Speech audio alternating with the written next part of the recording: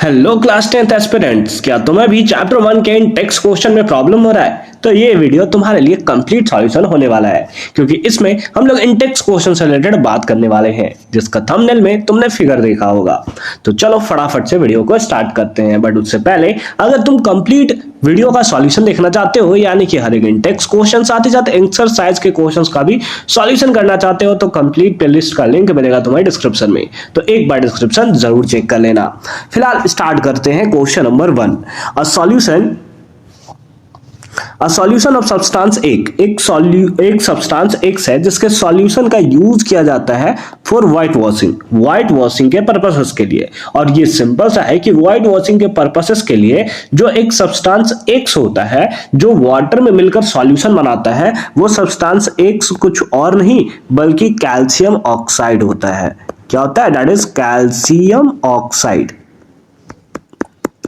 और इसी calcium oxide का दूसरा नाम है that is quicklime. Second name क्या है? That is quicklime. तो ये हो गया substance x. Right it's formula. तो फॉर्मूला तो हमने लिख लिया, केवल नेम लिखा है अभी नहीं। फॉर्मूला क्या होगा? दैट इज CaO, है ना। ये हो गया इसका केमिकल फॉर्मूला। ठीक है। सेकेंड पार्ट में, ये था कौन सा? First part. सेकेंड पार्ट में आते हैं। सेकेंड पार्ट लिखा हुआ है right the reaction of the substance x named in first एवं विथ वाटर। यानी कि यही जो एक्स है आपके पास, ये कौन सा एक्स है, इसका रिएक्शन तुम्हें वाटर के साथ कराना है। और तुम्हें पता है कि जब क्विकलाइम का रिएक्शन वाटर के साथ कराया जाता है तो ये फॉर्मेशन करता है कैल्शियम हाइड्रोक्साइड का, जिसको हम सिंपल फॉर्म में बोलते हैं स्लेक्ड लाइम। क्या बोलते हैं? That is slaked lime. और ये हो जाएगा एक्चुअल में इसका answer.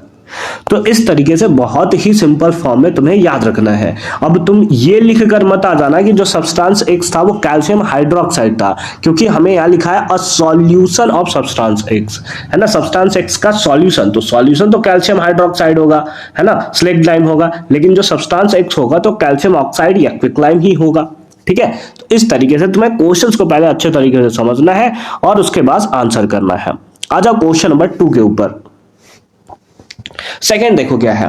Why is the double the amount of gas collected in one of the test tube in the electrolysis of water, है ना, जो कि एक्टिविटी 1.7 में गिवन था। नेम दिस गैस, है ना। और इस गैस का नाम भी आपको लिखना है। तो सबसे पहले अगर इलेक्ट्रोलाइसिस ऑफ वाटर करो, यानी कि H2O का जब तुम इलेक्ट्रोलाइसिस करते हो, ठीक है, थोड़ा इसको मैं अच्छे से लिख देता हूं।